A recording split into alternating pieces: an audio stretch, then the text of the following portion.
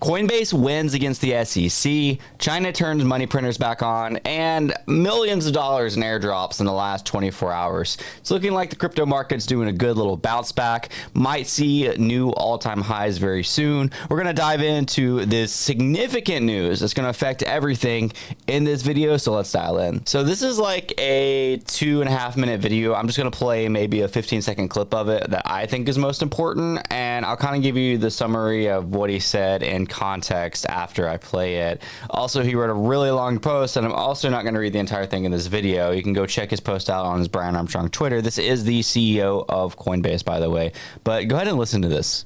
But if this goes through, it's still a very important legal precedent that rights a wrong that was taking place over the last few years, where the SEC, unlawfully in my view, decided to attack or even try to kill the entire crypto industry by suing lots of different companies, including us, claiming that many of these crypto assets were securities.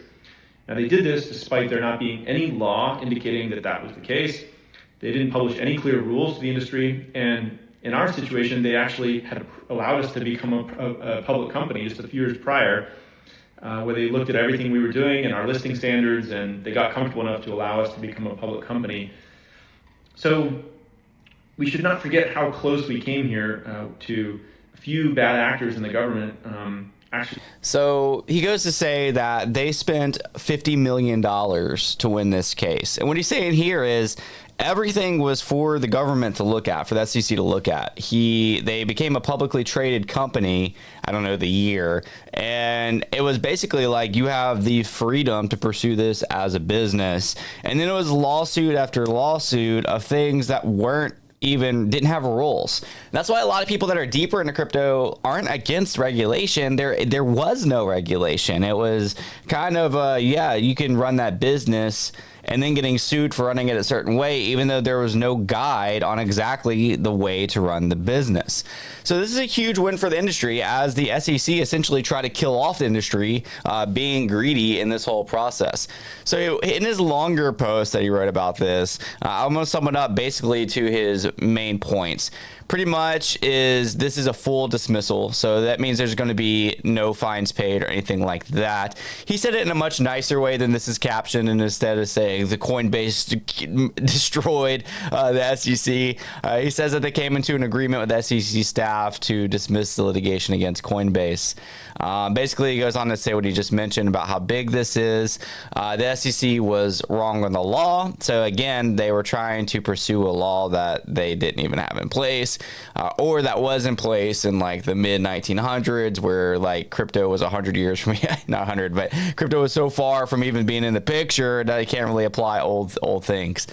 Caving to their demands could have killed the crypto industry in America. That's why they chose to fight and pursue the case instead of just taking it on the chin or shutting down. It was the right thing to do for our customers and the industry, which I agree. Huge W for Coinbase. We pulled him up last week, our last video. I'm going to pull him up again because he's an attorney, ICO beast, and so I feel like he would have a good opinion on this. He says he doesn't believe that the market, mostly Tardif, has priced in Coinbase total victory. Extremely rare for the commission to straight up drop or full dismiss this sort of case upon resume change. Signals a gigantic real landscape change. The future is bright, friends. So this is pretty cool. So he's basically saying here that this is not a common thing to have like an entire case like this dropped because like there's new people in office and some things have changed. There's something bigger at hand, something real for the crypto landscape. So things are looking good. The market between this and this was another I dropped yesterday. Between the market, Bitcoin's almost back at 100K, Ethereum at 2,800. Majors are cruising pretty well. Very much on this news. More of the news, which I am more so covering, this is not something I'm as tapped into, is the China M1 money supply. And this is mainly just speculation. I mean, basically China's been printing money.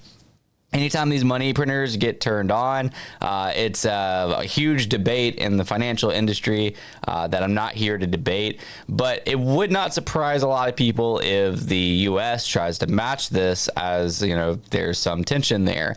and we'll just see what happens. You know, U.S. number one, China's number two. If they're increasing money supply, it makes sense the U.S. would, and ultimately this money kind of filters down to assets. Now, this is long-term not good for the economy, but short-term, hopefully number go up, and you're seeing that again in the crypto market that we just looked at. Even the meme coin trenches are recovering just a bit. AI, all those things that I talk about on this channel are got a good little bump here. It was much better than when the president of Argentina ended up taking like millions of dollars in liquidity out of the market with Hayden, of course. If you missed that, I covered that in 2 different videos. Go check that out now.